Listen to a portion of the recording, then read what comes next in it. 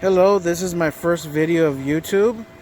I have the Torque Snubby from Chemical Guys. Then I have the Quick Disconnects from Twinkle Star, along with my Ryobi 2300 PSI 1.2 gallons per minute, along with this quick disconnects as well. Other than that, it's all good.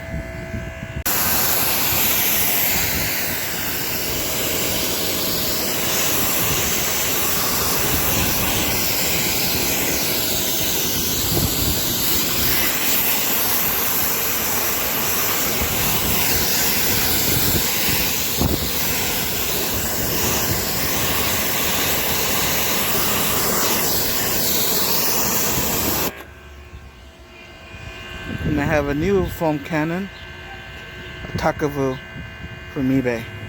You see how it goes.